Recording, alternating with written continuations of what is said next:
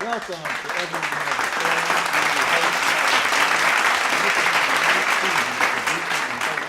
Everyone Has a Story at CAN TV, located at 1309 South Wood Street. I absolutely love meeting, interviewing people, and sharing their stories to educate you, my viewers, on such a great platform. So tell a family member, a friend, associate, or organization to tune in. Go to your computer web browser, type in cantv.org, then click on schedule, and then channel 21 to see what date and time Everyone Has a Story comes on CAN TV. I would also like you to visit my website, marcusjonesstory.com, my YouTube channel where you can go click the subscribe button to watch previous episodes of my TV talk show, Everyone Has a Story, and my Facebook page. Today I have a man here I'm most honored to be sitting next to, and in which I'm always happy to see men doing great work for the youth, people, and in the community all over the city of Chicago and beyond. I plan on working with him in the near future on a few projects and helping to combat this violence that's running rampant in the streets of Chicago. He is an author of a book entitled Men on the Inside. He's a public speaker and the founder of Ex-Cons for Community and Social Change, a nonprofit organization committed to helping ex-offenders become productive members of society rather than repeat offenders. And he is also a two-time recipient of the John Dewey Award from the Education Justice Project of the University of Illinois. His work speaks for itself. My viewers, please help me welcome Tyrone Muhammad. It is an honor to have you on my show. I've heard so many great things about you. Thank you for allowing me this interview. You're welcome, brother. I'm happy to be here, Brother Marcus. How are you today? Man, I'm good, man. Still adjusting, but everything is well. Where did you grow up in Chicago? Man, Inglewood, 59th and Union, Morgan, Halsted, Sangamon, Peoria, from 63rd Street to 55th, from Ashland to Norm. So many great people come from the Inglewood neighborhood Yes, community, man. What was it like growing up in your younger years? Well, it was mixed with excitement and sometimes danger. But never did I feel unprotected in my community. Growing up in the city, we often have to grow up faster than others. You know, like so many of our young men, they go down this the wrong path and find themselves, you know, in a revolving door, in and out of prison. Yes, sir. Why do you think so many of our youth are being just so destructive? Because we all know where that goes, where that leads to. Well, it's I tell you, man, just from observation, the mentors that we had, Brother Marcus, growing up, are not readily available to the youth today. What I mean by that is, though some of the guys we looked up to was often involved with nefarious activity and different means of income, seeking different means of income, they still had a level of integrity, character about themselves. And that seemed to be like oxymoronic, but it's not really, in the sense that when you look at these men as protectors and maintainers of the community, they was that, whether the outside seen it that way or not. So those men always had guidance for me. I know when I was coming out, when I say names like White Cloud, Fluky Stokes, William Diary, and these cats, man, these big guys that people looked up into the community and emulated. And even though they was doing what would be considered corrupt things, they always shared wisdom. So I'm getting an education. I want to see you out on this corner before school. You see, and from the outside looking in, they seem hypocritical. But today you don't have that. You have young men on every other block. There's a different leader.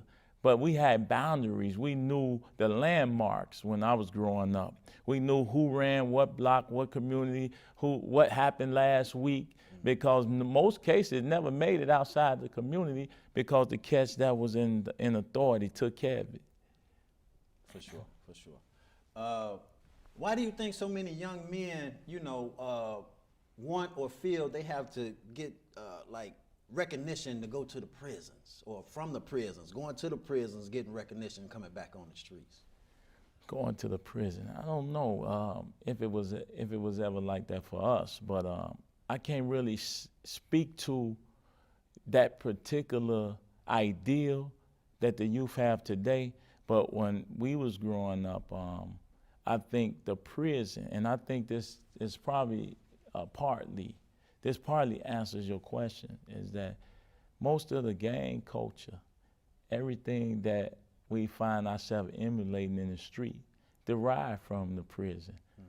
The concepts, the unity, the literature, from men who was in prison, who had nothing but time to study, analyze, reflect, and to craft concepts and ideas that they thought or that they believed would either allow them to have a stronghold over the community, whether in a social way or cultural way, or just a way to develop some form of economics. And having that structure allowed them to profit off of the negativity or the violence in the community. So yeah, I think the prison still in some way, shape or form kind of inform those ideas for young men, because you have a lot of the leaders and a lot of strong-minded men that's never coming home, that's still trapped in those places. And the brothers tend to latch on to those individuals and bring out that mentality back in the streets. So yeah, I think it's a lot of guidance and misguidance that come from the prison industrial complex. Okay, great. I understand that you got into some trouble. Yes, sir. And it landed you being incarcerated for 20 years. Yeah, without going into too much detail on that, yeah, I did 20 years. I did 40 years. I was sentenced to 40 years for murder at 50%. What that means is that I do half of the 40. In Illinois, I think it's now 85 to 100% in your time now.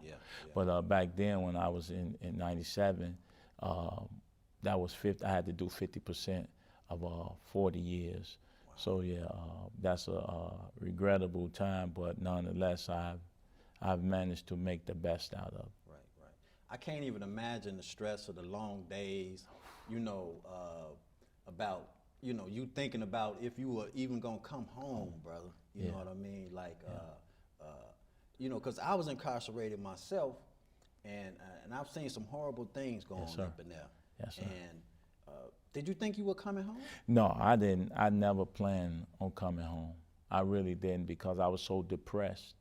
The anxiety, the stress levels, just being ashamed, of yourself, and those various feelings that you have, the feeling of aloneness, abandonment, and you say you can't imagine. No, you can't. Just imagine, if you will, being confined to a box for 23 hours a day. Wow. Then imagine, if you will, everything you own fits in the box. Then imagine everything you eat come out of a box. And then further imagine the box that the institution itself, the construction, the very structure of prison places a person's mind in. So you have to constantly fight out boxes in order to maintain your humanity, your dignity, your pride. So get a view as like a picture. Like what was a typical day from you, from you getting up until you going to bed at night? So well, that's two phases. There's the beginning phase. That's the phase I went through when I first arrived at prison, due to being depressed, due to being stressed out about the situation, leaving your family, leaving your loved ones, leaving freedom in general, just being snatched away from you. So that was a stage in my incarceration where my activities was real limited, because I was just trying to find in my mind some sense of reasoning and rationale for what happened to me. So as I started developing my higher consciousness and getting a hold to my ideas and my reason for being and living, a typical day would start like this for me. I would wake up for prayer, 5 in the morning or better. And I would give supplications to Allah, to God. And from there, I would read the Quran and the Bible. I read both books for an hour or two. And then after that, depending on what prison you was in, that was breakfast. You know, you go out to eat what is called breakfast, or you get ready for some other activity. If you was able to go to school, you prepare to go to school. So my days become consumed with school.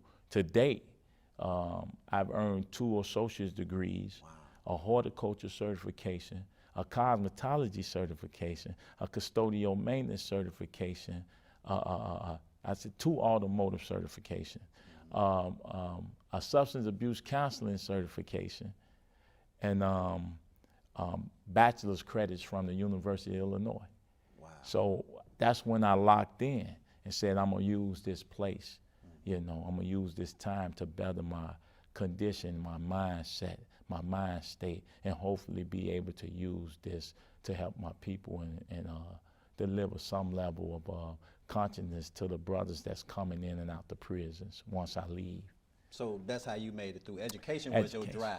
Education was my escape. It didn't matter whether it was formal education or if it was books like Carter G. Wilson, Haki Amatabuti, Black Man, Single, Obsolete, Dangerous.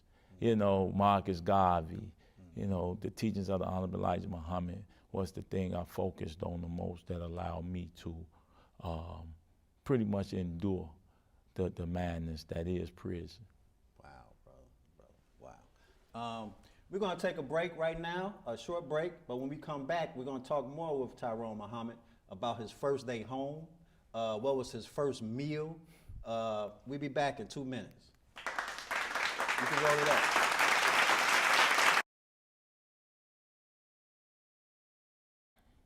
We're back here on Everyone Has a Story. I'm your host, Marcus Vance, and I'm here with Brother Tyrone Muhammad.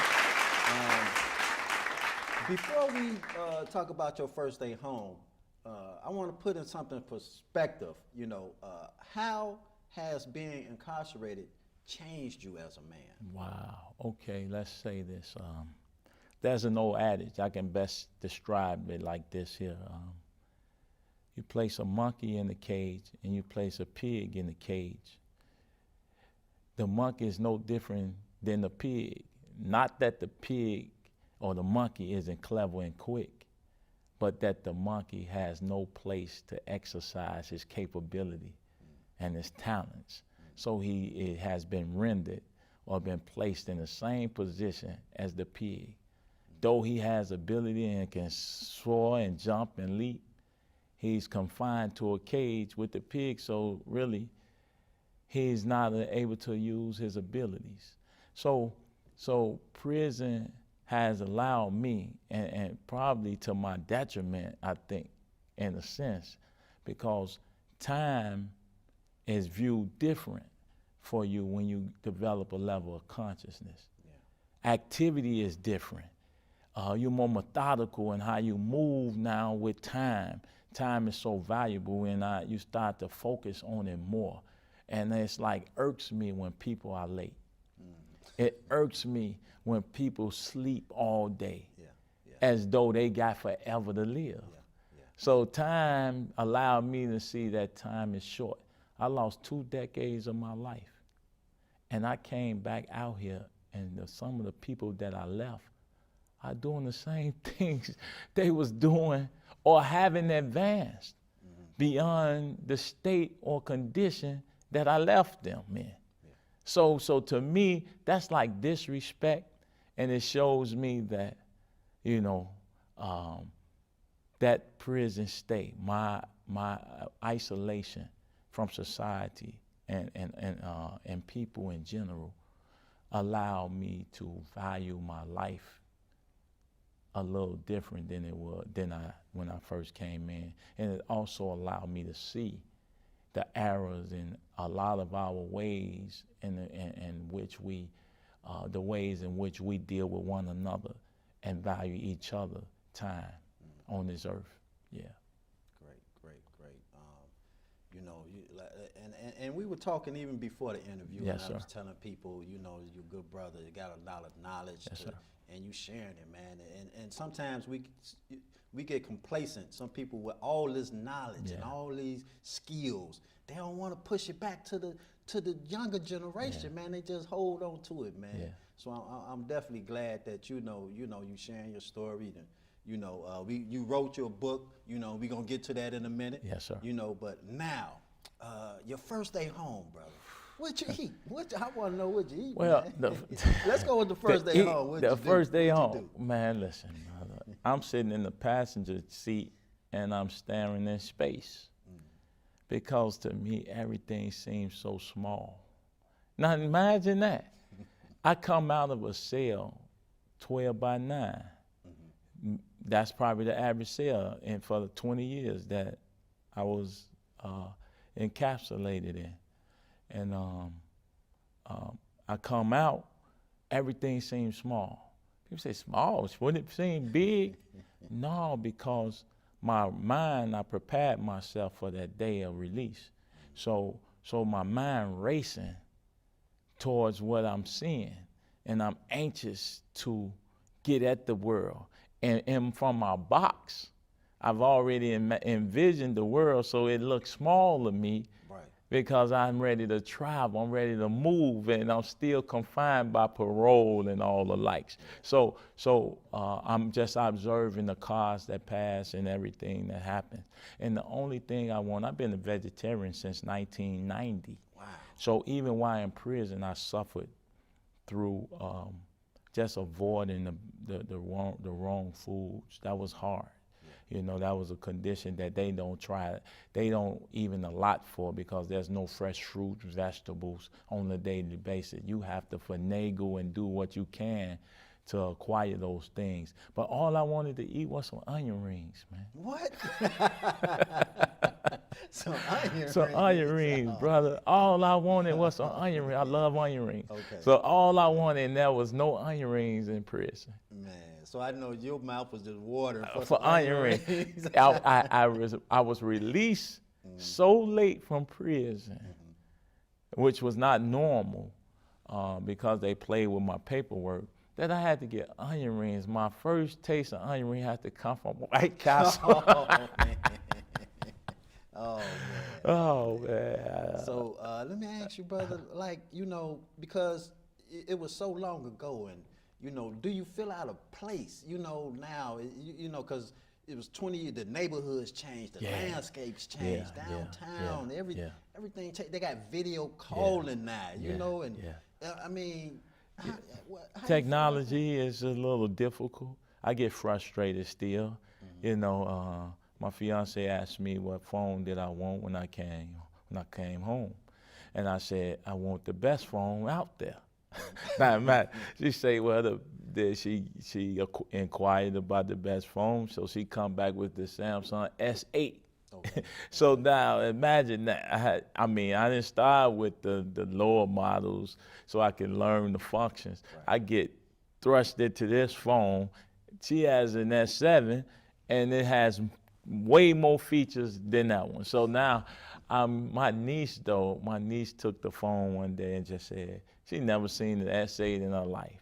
And just played with it. This is what you got to do. And I felt so embarrassed and dumb. Oh, Right, man, but I understand it takes time. It's a process, but like I say, my whole thing is trying to move too fast, too quickly, and I don't think there's nothing wrong with that. But just have the right tools to move in that way. So I think that's my biggest downfall right now. Okay. Do you have any children? Yes. So, you know, what do you say to them? What do you teach them? You know, from about the streets, about life, period, about this world. Well, my circumstances is real unique. It would probably require a biography, autobiography, just to try to chart that, stage in my life. So my children both are grown. They 24, so you're talking 20, 24, and 26. So they're grown now, and I try not to do too much preaching because I wasn't in my son or my daughter's life. That's a void and a violation. Although I want my son to do the right things, I know I don't want to further alienate him and push him away by being, preachy and judgmental. So he do his thing. If he reach out to me, ask me a question, I would assist him. But it seems like some of the type of guys he run with, seem to be more open to me being they father figure and big homie than he is. So he has to get used to it. It's all right to say, "Pops, I love you." It's okay to say, "Son, I love you." So we still navigating that because I was out of their life for a significant 2 decades. Yeah. They was babies when they was young children when I left. And I'm still trying to find the balance with that. I'm still trying to also embrace my daughter because she probably to me was the one affected the most by my absence. I think most girls are when it comes to their father. For sure. Yeah. I know you're involved with the Nation of Islam. Yes, sir. Did you get involved while you were incarcerated? No, sir. I became involved in the Nation of Islam in a small way while I was gang banging and in the streets. It's like this, man. For me, when I was gangster disciple, Larry Hoover was my chief. You understand? So I thought that was the greatest guy in the world. But while in the county, I heard the Minister Farrakhan speak one time. I heard him speak one time from a cassette tape that was circulating in Division I. I heard that tape one time, and although I had authority on the decks, I was in charge of a lot of guys. When I heard the minister speak one time, I called all the guys together and said, "This over with. I would no longer be killing my people, hurting my people, violating my people, and destroying my people with this. Although the brotherhood is love and is beautiful to me, I have to know that there's something greater and better, man, and we have to transition." Some guys came with me, a few, but it's hard to get guys to convert and come to the truth unless sometime their lives or person depends on them doing so. For sure. What is the biggest misconception that people have about the minister Louis Farrakhan? Oh man, racist. That's what I hear the most. And I guess that assertion came from him making several statements that I would deem true and exact, but that he's racist. And I think it's not necessarily the minister who does himself a disservice. It's not him. It's the ones who claim and say they represent the minister. And what I mean by that is that I'm out in the streets with the young brothers, and young brothers say, hey, I ask them, let's go see the minister or hear the minister. And they say, F the minister. Now I have to put in myself, where do that come from? Why do a young brother, why would he say that when he don't even know the minister? And that's the problem. So when I put myself and present myself to these young brothers, and I come in the minister's name, or if I'm coming and they questioning me as it relates to my relationship to the minister as a FOI, Fruit of Islam, I have to then stand the criticism and the representation of what it is that these young boys young men are looking to see. So I always come as the one who bearing the knowledge to be at fault, because I'm telling them, it's my fault, young brother. I always come like that because it's my responsibility to deliver the message to you clearly. It's not the minister's responsibility. The minister is isolated and sheltered from the community for various reasons, and mind you, he probably should be, considering the things, we trying to protect his life and take care of him, but he shouldn't have to, because he have young brothers like myself. So I think the misconception is because they don't see the minister, they believe the minister don't care, and that is just talk and rhetoric. But when they see me, I have to represent what they looking for in him, and so that's what I try to do, be the message that I bring.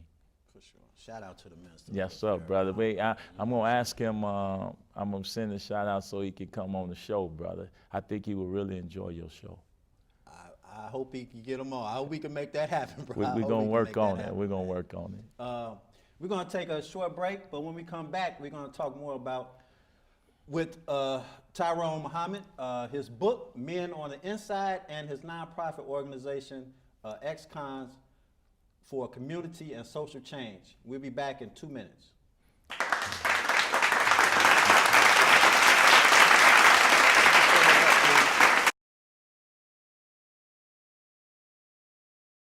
We're back with Everyone Has a Story. And my guest, Tyrone. He's an outstanding brother who has so much knowledge to offer. Get a copy of his book, Men on the Inside. My hat goes off to you, brother. Yes, sir. And I wish you nothing but success. Now your book, Men on the Inside. Yes, sir. Is it an autobiography? No, sir. Okay. It's an observational. I call it my sociological discourse on the 13 characters of men that I've observed over the course of 20 years that occupy the space of prison, that occupy that shared space, and how they interact and the things that they do to escape or find relief from that inhumane environment. How long did it take you to write it? Well, I have several interviews in there, in the book. I would say over a course of 7 to 8 years to write it. Wow. But I put another 2 or 3 years in it because it's observation. I had a book that was probably 1,000 pages. Wow. So I had to condense it to 200, and that's like that copy you have up there is actually literally third draft and fourth draft to combine, the final draft combined. So I had to, that it's actually like 224 pages, and it's called Men on the Inside, and it can be purchased on lulu.com. That's LULU.com. Tyrone Muhammad, Men on the Inside. You do have a website as well? Yes, sir. Right? Okay. Yes, sir. And we're going to have that information in the credits when we roll up. Yes, sir. Let the viewers know what are some of the things you're working on right now? Well, my goal is to have my book launch event by February. And in that book launch, I'm also launching for the public to know about it, rather, is my ECCSC, that's Ex-Cons for Community and Social Change. As you mentioned, the non-for-profit, I'm launching that as well. And my publishing company is what I'm working on now, so I can produce all the intellectual property of the brothers that's confined. I left a lot of manuscripts, novels, and movie scripts in prison when I left. So I told the brother, that was my promise to them, that I was gonna create a publishing company that specifically deal with their intellectual abilities. And my music label, record label, you've seen one of the guys managed, which is Brother Reggie Reg, the comedian. Very funny brother. Yes, Very Kenny, funny the brother. Human Orchestra. You know, he does the music with his mouth, the beatboxing. Okay. And it's very interesting. You'll be seeing a lot of him, and countless other rappers and singers that I'm working with. Hope to bring Chicago's entertainment to put some what should I say, some dignity and some pride into the music in the entertainment that we present to the people again. For sure. How can people get involved in that? Oh man, listen. As far as all what you're doing, listen, any questions, people can just email me at tyronemuhammad17@gmail.com. Or man, please give me a call, 708-677-8178. I most definitely will take your call or leave a message, man. I get back to you. Okay. Well, it's that time. We have come to the end of the show, but I had a great time today. I want to thank everyone who helped me put my show together, from my production team, my sponsorship, people with their donations. I also want to thank the people who always acknowledge and encouraging me in the streets, also about my TV talk show. I love doing what I do, speaking in the schools, churches, and different organizations in Chicago and beyond. I want to also thank people who reply to my pics, videos, and motivational quotes I post on Facebook, IG, LinkedIn, and Twitter. I love you all, and blessings. Until next time, on Everyone Has a Story, I'm your host, Marcus Jones, and have a great day.